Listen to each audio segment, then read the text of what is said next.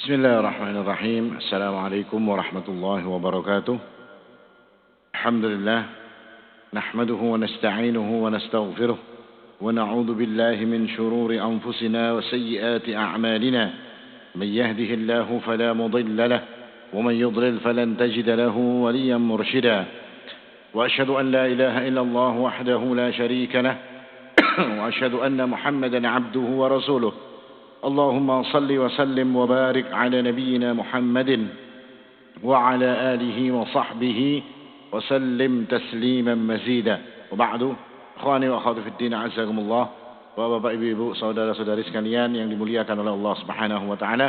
Alhamdulillah, mari kita bersyukur kepada Allah Subhanahu wa taala atas nikmat yang Allah berikan kepada kita. Nikmat iman, nikmat Islam dan kebaikan-kebaikan lain. Insyaallah semua ini kita berharap akan menjadikan sebab kita bisa menambah keimanan kita, ketakwaan kita dan ketaatan kita kepada Allah Subhanahu wa taala. Amin ya rabbal alamin. Ikhwani wa akhwati fid din azakumullah.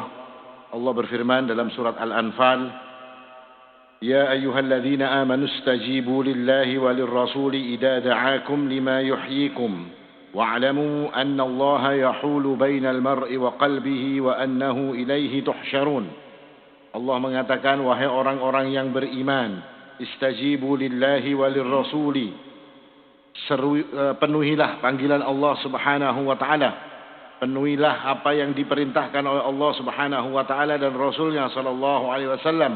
Idza da'akum lima yuhyikum, ketika kalian diseru untuk menuju kepada sesuatu yang memberikan kepada kalian kehidupan. Ketika kalian disuruh oleh Allah dan disuruh oleh Rasul sallallahu alaihi wasallam kepada perkara-perkara yang akan menjadikan kalian itu mendapatkan kehidupan. Wa'lamu annallaha yahulu bainal mar'i wa qalbih, dan ketahuilah bahwasanya Allah Subhanahu wa taala itu menghalangi atau memisahkan antara manusia dengan hatinya. Wa annahu ilaihi tuhsyarun, dan sesungguhnya kalian semua nanti akan dikembalikan atau digiring kepada Allah Subhanahu wa taala. Ayat ini ayat yang menjelaskan atau yang memerintahkan kepada orang-orang yang beriman, dan khusus hanya kepada orang yang beriman yang Allah Subhanahu wa taala perintahkan. Orang yang tidak punya iman, orang yang imannya masih ragu-ragu, atau orang yang imannya masih belum jelas lagi imannya ada atau tidak, maka ini tidak termasuk dalam hitungan Allah Subhanahu wa taala, tidak termasuk pada orang-orang yang dipanggil. Khusus panggilan ini diberikan kepada orang-orang yang beriman oleh Allah Subhanahu wa taala. Apa yang Allah perintahkan dengan panggilan Allah tersebut? Allah menyuruh istajibu lillahi walir rasuli, penuhi panggilan Allah dan Rasulnya. Seperti apa maknanya memenuhi panggilan Allah dan Rasulnya? Apakah mungkin kita mendengar suaranya Allah atau mendengar suara Rasulullah? Tidak mungkin lagi hari ini.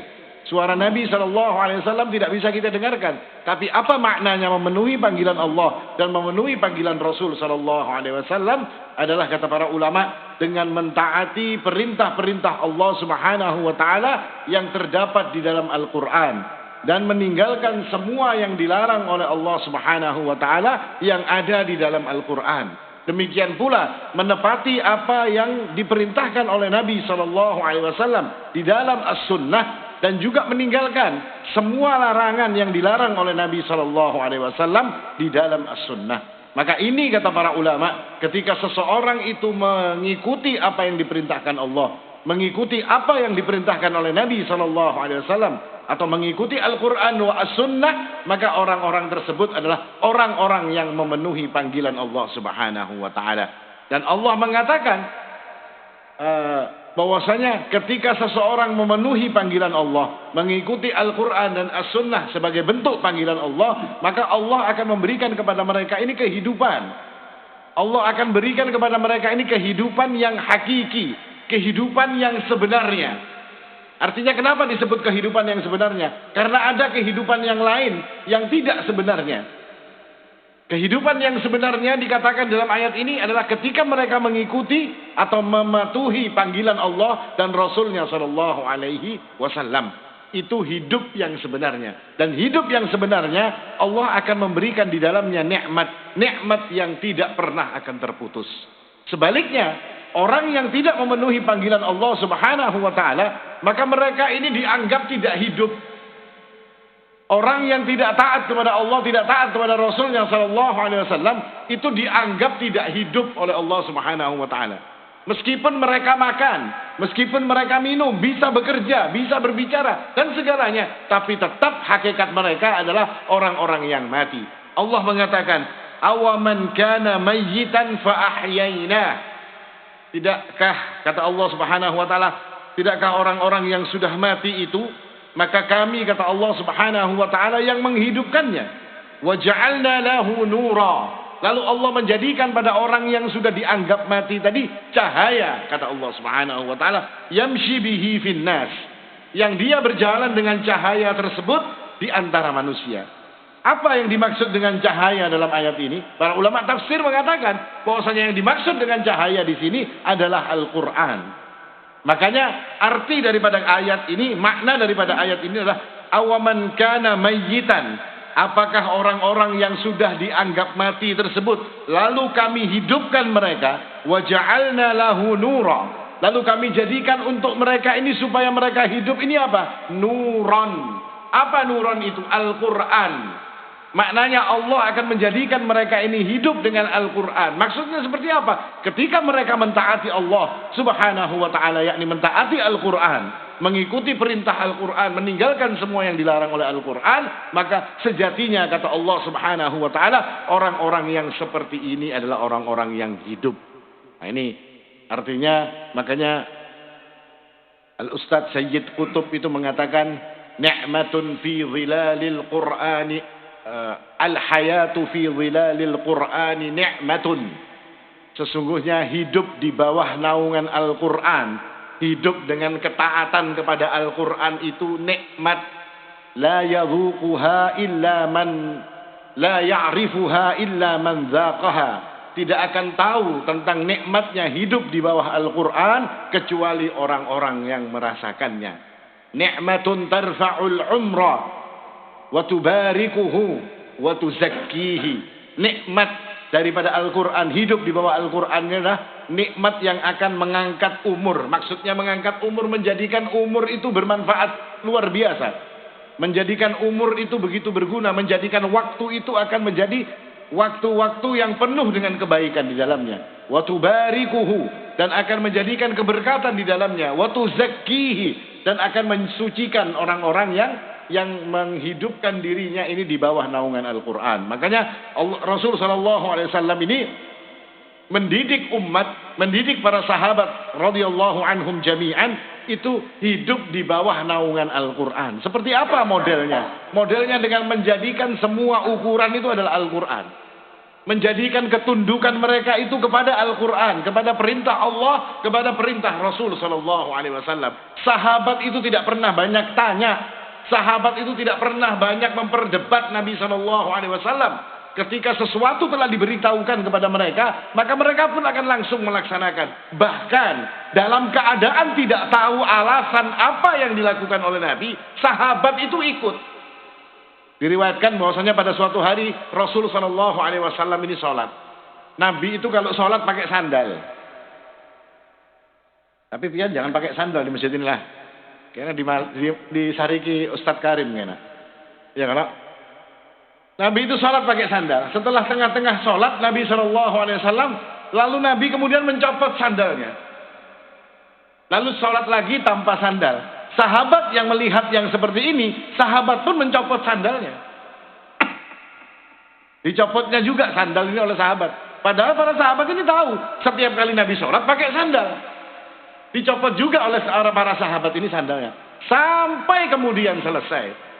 Sahabat pun tidak tanya, kenapa wahai Rasulullah kok pakai tadi dicopot waktu sholat. Lalu Nabi menceritakan kepada para sahabat. Sesungguhnya tadi Jibril datang kepadaku.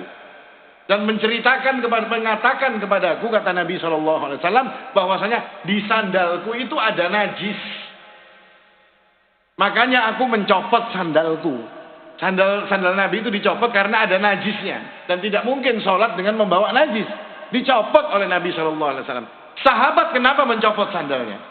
Karena cuma ikut kepada Nabi SAW. Padahal di sandal sahabat tidak ada najis. Bagaimana kalau sahabat tadi itu sholat tetap pakai sandal? Tidak ada masalah, sholatnya tetap sah. Tapi untuk menunjukkan ketaatan mereka, bahkan tanpa bertanya apa yang dilakukan oleh Nabi, mereka itu langsung akan mengikuti apa yang dikerjakan oleh Nabi Shallallahu Alaihi Wasallam. Karena Nabi itu dikatakan di dalam Al-Quran, An-Nabiyyu awla bil mu'minina min anfusihim. Nabi itu lebih utama bagi orang-orang beriman itu terhadap dirinya sendiri, terhadap diri mereka sendiri. Para ulama tafsir mengatakan bahwasanya apa yang dilakukan oleh Nabi, yang diperintahkan oleh Nabi Shallallahu Alaihi Wasallam, semuanya itu adalah untuk kebaikan dunia dan akhirat mereka. Artinya apa yang dilakukan oleh Rasul Shallallahu Alaihi Wasallam itu semuanya untuk kebaikan para sahabat Rasul Shallallahu Alaihi Wasallam. Makanya para sahabat ketika melihat Nabi melakukan sesuatu, mereka tidak pernah banyak tanya, langsung dijalankan. Nah, ini bentuk daripada memenuhinya sahabat itu kepada apa yang diperintahkan oleh Nabi Sallallahu Alaihi Wasallam. Dan ketika seseorang telah mampu untuk mengikuti atau memenuhi panggilan Allah, memenuhi panggilan Rasul Sallallahu Alaihi Wasallam, maka mereka ini akan mendapatkan berbagai macam kebaikan. Para ulama menjelaskan sedikitnya ada 4 atau 5 kebaikan yang akan didapat oleh seseorang yang selalu mengikuti atau memenuhi panggilan Allah dan Rasulnya Shallallahu Alaihi Wasallam. Yang pertama dikatakan bahwasanya mereka akan mendapatkan surganya Allah Subhanahu Wa Taala. Orang yang selalu taat kepada Allah dan Rasulnya, artinya mengikuti Al-Quran dan mengikuti As-Sunnah, orang-orang ini Allah menjanjikan surga untuk mereka. Dalam Al-Quran Allah mengatakan, lilladzina stajabu li rabbihimul husna. Orang yang memenuhi panggilan Allah, panggilan Rabb mereka adalah Al-Husna. Al-Husna ini dalam Al-Quran bisa diartikan sebagai surga. Ya kan? Lilladzina ahsanu Al-Husna wa ziyadah. Untuk orang-orang yang berbuat baik adalah Al-Husna, mendapatkan surga wa ziyadah, dan tambahan-tambahan kata Allah seperti dalam ayat lain. Walladzina lam yastajibu lahu law anna lahum ma fil ardi jami'an wa mithlahu ma'ahu laftadau bihi. Adapun orang-orang yang tidak mengikuti atau orang-orang yang tidak memenuhi panggilan Allah Subhanahu wa taala, tidak mau ikut kepada Al-Qur'an. Law anna lahum ma fil ardi jami'an wa mithlahu ma'ahu laftadau bihi. Seandainya mereka ini mempunyai sepenuh bumi ini harta milik mereka semua, sepenuh bumi ini, wa mithlahu ma'ahu, ditambah lagi sepenuh bumi lagi, jadi ada 2 bumi harta milik mereka, laftadau bih, mereka akan menebus al-husna yang diberikan kepada orang-orang beriman tadi agar mereka pun juga mendapatkannya.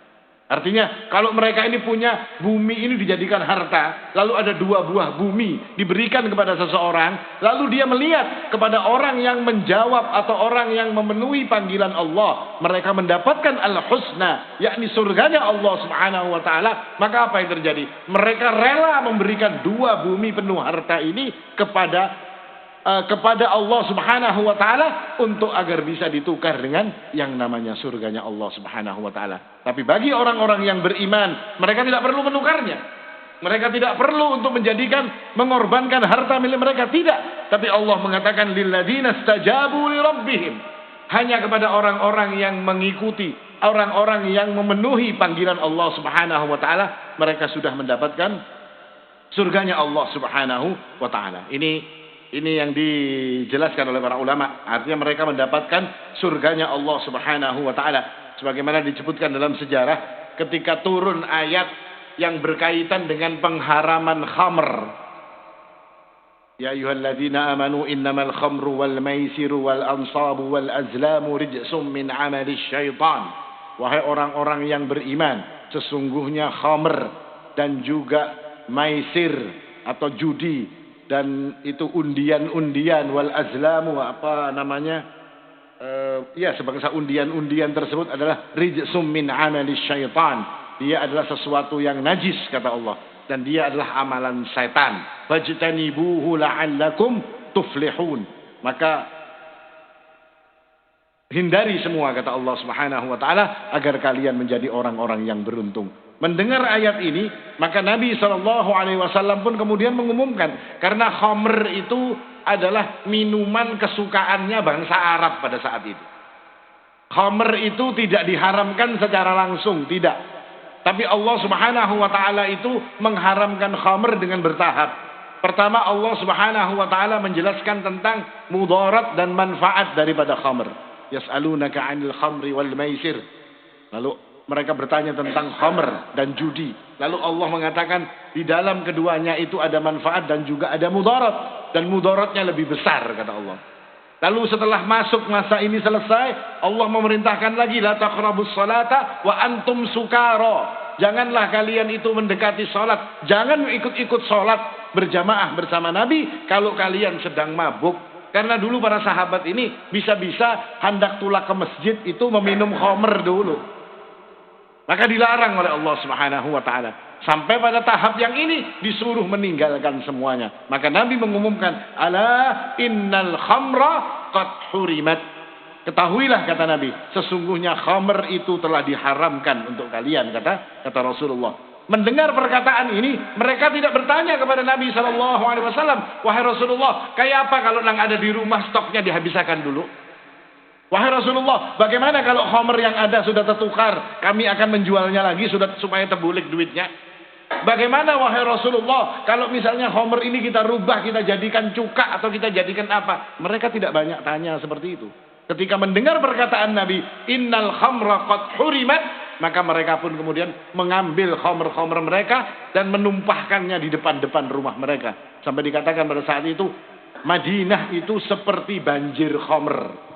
Dengan sebab banyaknya khamr yang ditumpahkan oleh para sahabat Nabi SAW. Ini sahabat Nabi SAW. Bukti tunduknya mereka kepada Al-Quran, kepada perintah Allah, dan yang mereka harapkan apa? Cuma surganya Allah Subhanahu wa taala. Dalam riwayat lain, seorang sahabat yang bernama Ma'qil bin Yasar radhiyallahu anhu.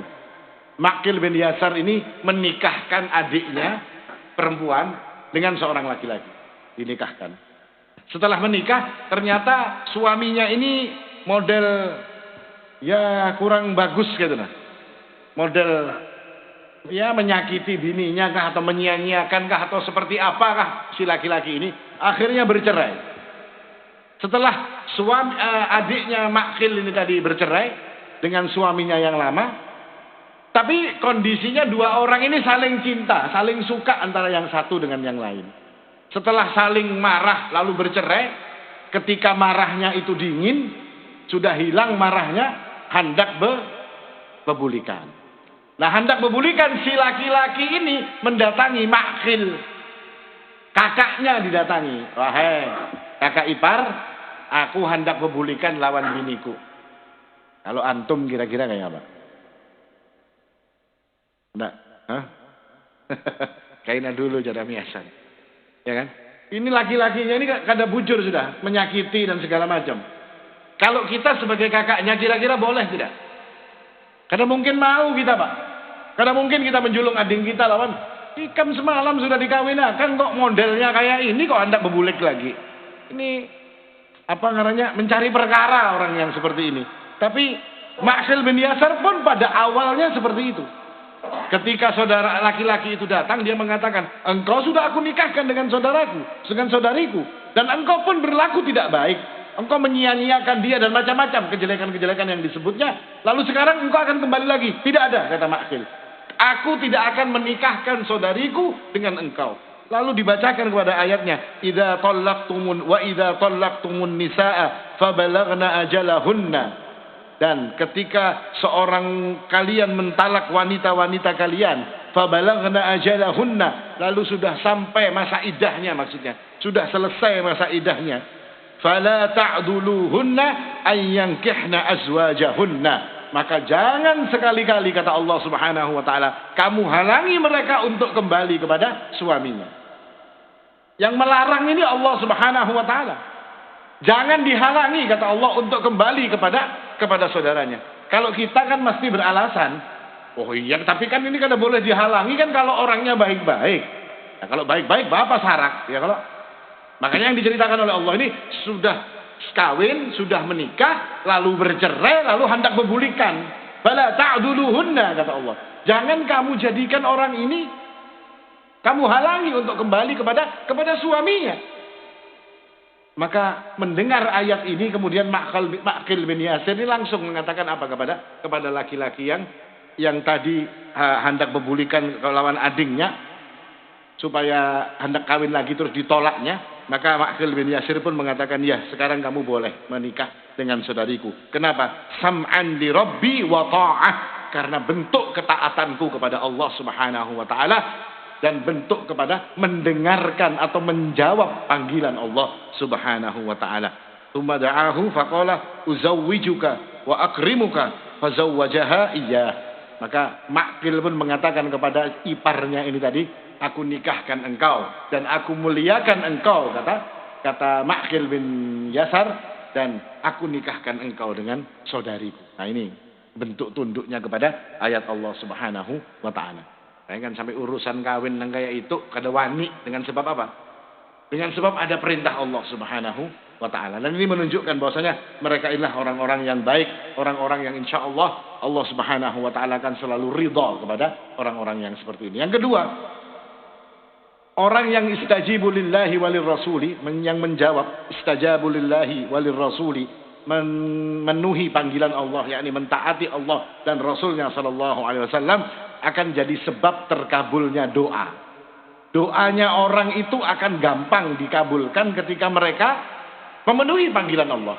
Allah mengatakan, wa idza sa'alaka ibadi anni fa inni qarib. Kalau hambaku itu bertanya kepadaku tentang di mana aku, kata Allah subhanahu wa ta'ala, fa inni qarib. Aku itu dekat, kata Allah subhanahu wa ta'ala. Kita ini kadang-kadang cuma disampaikan ayatnya sampai sini saja. Jadi seolah-olah Allah dekat sudah, kamu minta kepada Allah. Benar apa yang dia katakan. Tapi apa yang menjadi syarat daripada ayat ini? Allah mengatakan terusan ayat ini ada. Ujibu da'watad da'i. Aku akan mengabulkan orang yang meminta kepadaku. Biasanya stop sampai sini aja kan. Ujibu da'watad da'i idza da'an. Kalau mereka itu berdoa kepadaku. Sudah. Inni qarib, Allah dekat, akan mengabulkan permintaan orang yang meminta kepadanya. Padahal ada syarat dalam ayat ini. Apa syaratnya? Falyastajibu li waliyu'minu bi. Ada dua syarat dalam ayat ini agar doa-doa itu bisa dikabulkan oleh Allah Subhanahu wa taala. Terkadang kita cuma mengatakan bahwasanya wa idza sa'alaka ibadi anni fa inni qarib, ujibu da'watad da'i idza da'an. Ya kan? Kalau mereka bertanya kepadamu wahai Muhammad tentang aku, kata Allah, maka katakan aku itu dekat, yang akan mengabulkan doa-doa mereka ketika mereka berdoa kepadaku. Ada syaratnya, bukan asal doa. Apa syaratnya tadi dikatakan? Yujibu da'watad da'i dada'an.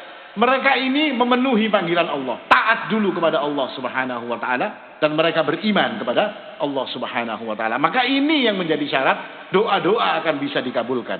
Seperti contohnya, kita mungkin melihat rajulun yang seorang laki-laki yang yutilus safar, yang dalam keadaan perjalanan yang sangat panjang, lalu badannya pun penuh dengan debu. Lalu dia yamuddu yadaihi ila sama, lalu dia mengangkat tangannya ke langit dan mengatakan, ya Rabb, ya Rabb, ya Rabb, wahai Allah, wahai Allah, wahai Allah. Lalu kata Nabi SAW, dia itu makanannya makanan yang dari cara yang haram, minumannya pun minuman yang haram, pakaiannya pun didapat dengan cara yang haram, dan semua diusahakan dengan cara yang haram. Fa'anna yustajabulah. Bagaimana mungkin, kata Nabi SAW, doanya akan dijawab oleh Allah.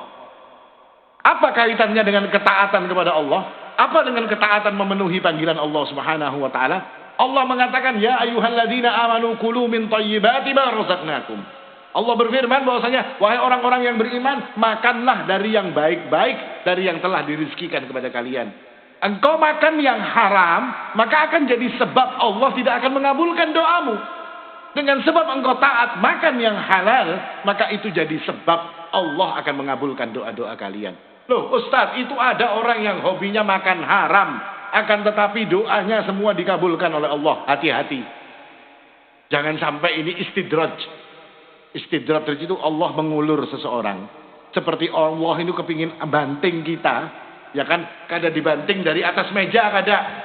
Kita dibawa naik dulu sampai ke tingkat 500 misalnya. Hanya ditimbai dari tingkat 500 tadi.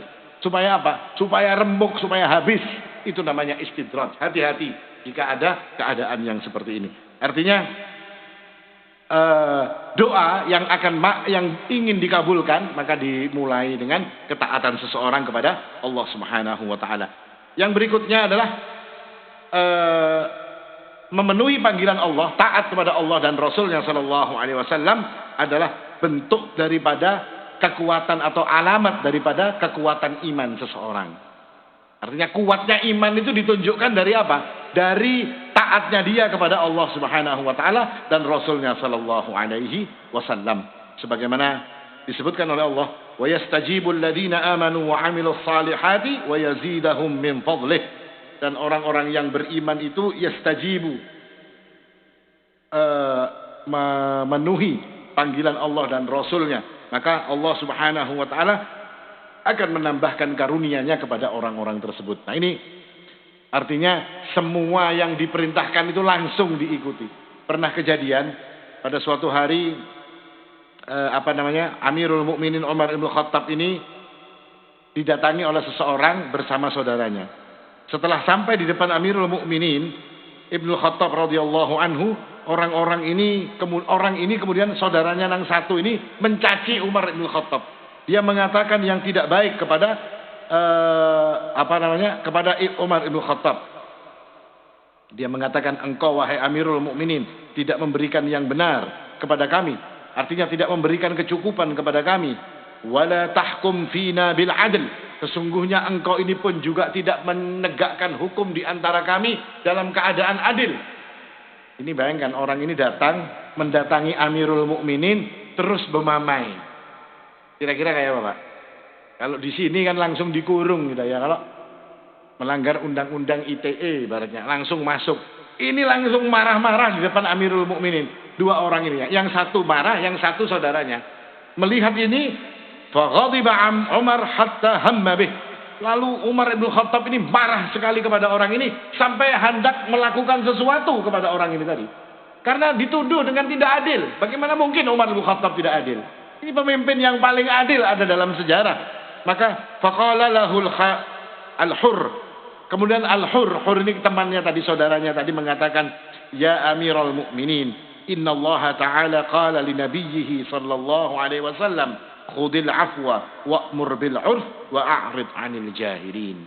Wahai Amirul Mukminin, sesungguhnya Allah telah berfirman kepada nabinya, khudil afwa, maafkan, wa'mur bil 'urf, dan kemudian perintahkanlah dengan kebaikan. Artinya ngomonglah dengan cara yang baik, maafkan dan berlakulah baik, maknanya seperti itu. Wa a'rid 'anil jahilin, dan jangan hiraukan orang-orang yang bodoh. Fa inna hadza minal jahilin, dan sesungguhnya dia ini yang baru memamai lawan antum ini tadi, yang hanyar menyambati antum macam-macam ini tadi, dia ini minal jahilin. Dan Al-Qur'an memerintahkan wa a'rid 'anil jahilin, jangan hiraukan orang-orang yang bodoh. Apa yang dilakukan Amirul Mukminin? Tunduk kepada ayat karena dia melihat ini orang bodoh. Meskipun bermamai lawan insiden, tetap orang ini adalah orang bodoh yang kata Allah tidak usah dihiraukan omongannya. Padahal kita tahu Amirul Mukminin Umar bin Khattab ini kalau di model kayak itu bisa-bisa dipenggalnya orang ini kalau macam-macam ya. Tapi karena mendengar ayat Allah, dia langsung tunduk, tidak berlakukan apa-apa karena menganggap benar orang ini adalah orang yang bodoh. Nah, yang terakhir, orang yang mengikuti Allah Subhanahu wa taala, memenuhi panggilan Allah dan Rasulnya, maka itu akan jadi sebab ampunan Allah Subhanahu wa taala. Artinya ketaatan kita kepada Allah, ketaatan kita kepada Rasulnya, meskipun kita tahu Pak, kita tidak mungkin taat secara sempurna kepada Allah Subhanahu wa taala. Kita tidak mungkin akan taat secara sempurna kepada Rasul sallallahu alaihi wasallam. Makanya Allah mengatakan apa? Fattaqullaha mastata'tum. Bertakwalah kepada Allah semampu kalian. Ketika orang itu sudah berusaha untuk taat, sudah melakukan ketaatan dan berusaha untuk sempurna dalam ketaatannya, tetap saja ada yang terpeleset, tetap saja ada yang salah. Maka dengan bentuk ketaatannya tadi, usahanya untuk taat tadi, insya Allah kesalahannya itu akan diampuni oleh Allah Subhanahu wa taala. Beda dengan orang yang meremehkan ketaatan. Halah kata bapak, halah kata bapak. Beda dengan orang yang taat lalu mereka salah. Ingin taat orang ini, ingin soleh dia, ingin taat kepada Allah, ingin taat kepada Rasulnya, tapi kemudian dia terpeleset dan melakukan kesalahan. Maka orang yang seperti ini, insya Allah Allah Subhanahu wa taala akan mengampuninya. Allah mengatakan dalam Al-Quran, menceritakan tentang bangsa jin yang membawakan berita tentang Rasul itu kepada bangsa jin yang lain. Mereka mengatakan, ya qaumana ajibu da'i Allah. Wahai kaumku, kata para jin ini tadi.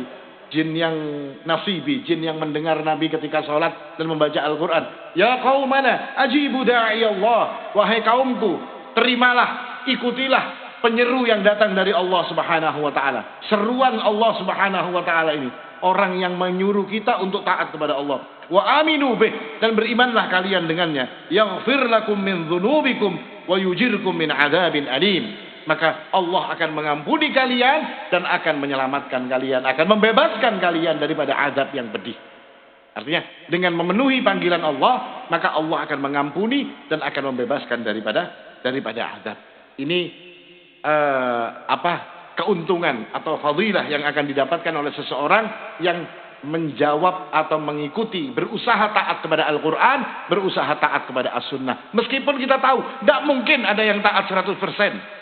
Tidak mungkin ada yang terus-menerus berada di atas Al-Quran tanpa pernah ada salah. Tidak mungkin ada orang seperti itu. Ada pasti dia punya salah. Ada ketergelincirannya. Tapi dengan bentuk ketaatannya, kesalahan-kesalahannya akan diampuni oleh Allah Subhanahu wa ta'ala. Seperti kisahnya siapa? Kisahnya ketika Sayyidina Abu Bakar marah kepada Mistah bin Utsasah. Mistah ini keluarganya Abu Bakar. Dan dia ini hidupnya dijamin oleh Abu Bakar As-Siddiq. Artinya kehidupannya ini belanjanya dimakani oleh Abu Bakar As-Siddiq. Ketika terjadi peristiwa hadithul ifk, peristiwa fitnah kepada Ibunda Aisyah yang mengatakan bahwasanya Ibunda Aisyah itu berzina, maka Mistah ini terlibat di dalam menyebarkan berita tersebut. Artinya Mistah ini masuk kelompok orang yang percaya bahwasanya Aisyah telah berzina. Disebar-sebarkan, dikisah-kisahkan lawan orang banyak. Padahal tidak boleh. Yang namanya kejelekan dicerita-ceritakan itu tidak boleh. Apalagi berkaitan dengan Ummul Mukminin. Berkaitan dengan Ummul Mukminin ini apa? Fitnah. Yang tidak fitnah, seandainya itu tidak urusan kejelekan yang dilakukan secara pribadi, itu dilarang untuk disebar-sebarkan. Karena manusia itu perlu untuk menjaga kehormatan seseorang. Kecuali yang masalah, ini hutangnya, kalau hutang ngalih bayarnya, itu pada hakan halaman orang lain. Supaya apa? Supaya tidak ada korban lagi. Orang ini jahat, suka mencuri, kabarkan kepada orang lain. Karena supaya orang lain tidak menjadi korbannya. Tapi Mistah bin Utsasah ini tadi ikut menyebar-nyebarkan apa yang terjadi atau fitnah yang terjadi kepada Ummul Mukminin Aisyah radhiyallahu anha. Terus sampai semuanya tahu, akhirnya Abu Bakar mengetahui Mistah terlibat di dalam penyebaran ini tadi. Kira-kira antum kalau anak antum difitnah kayak itu kira-kira kayak apa? Sarik kata kita. Ini yang difitnah anaknya Aisyah radhiyallahu anha, istrinya Rasulullah sallallahu alaihi wasallam, yang difitnah dengan sesuatu yang tidak benar. Maka Abu Bakar pun marah. Dan marahnya Abu Bakar kemudian apa? Menyetop semua belanja yang diberikan kepada Mistah. Kira-kira pian kayak itu juga, pian ya San? Jujur lah. Nah, stop sama sekali ya Miasan, ya kan? Semua kita akan melakukan yang seperti ini. Tapi yang beda antara kita dengan para sahabat, sahabat itu tunduk dengan Al-Quran. Nah, kita kadang-kadang Al-Quran ditawar, ada jalur-jalurnya. Kalau dibelok-belokkan jalan kita kayak keris ibaratnya, ya kan? Sahabat itu taat kepada Al-Quran. Lalu turun ayat berkaitan dengan apa yang dikatakan oleh Abu Bakar. Abu Bakar ini bukan hanya menyetop apa yang diberikan kepada Mistah, tidak. Tapi dia bersumpah, demi Allah kata Abu Bakar, aku tidak akan kasih engkau lagi. Sumpah dia. Maka turun ayat berkaitan dengan apa yang dikatakan Abu Bakar. Allah mengatakan, wala ya'tali ulul fadli minkum was-sa'ah an yu'tu aula ulil qurba wal masakin wal muhajirin fi sabilillah. Wala ya'tali ulul fadli minkum. dan janganlah bersumpah orang-orang yang punya harta, wasa'ah, yang punya keluasan di antara kalian untuk tidak memberikan kepada ulil qurba, orang yang punya kerabat. Mistah itu kerabatnya Abu Bakar. Jangan bersumpah untuk tidak memberi, kata Allah. Wal masakin wal muhajirina fi sabilillah, dan juga orang-orang miskin dan juga orang-orang yang berhijrah di jalan Allah. Mistah ini masuk tiga-tiganya. Dia adalah orang yang menjadi kerabat Abu Bakar, dia orang miskin, dan dia juga orang yang berhijrah di jalan Allah Subhanahu wa taala. Wal ya'fu wal yasfahu. Maka maafkan dia, kata Allah Subhanahu wa taala. Wal yasfahu, dan lapang dadalah, sudah terima apa adanya. Maafkan dan terima apa adanya. Setelah dimaafkan, lalu di dalam hati ini sudah tidak ada lagi bekasnya. Wal yasfahu. Lalu Allah mengatakan, ala tuhibbuna ay yaghfirallahu lakum wallahu ghafurur rahim. Bukankah kamu juga senang kalau Allah mengampuni kalian? Allah ingin mengatakan, Mistah itu wahai Abu Bakar, kalau engkau maafkan dia akan senang.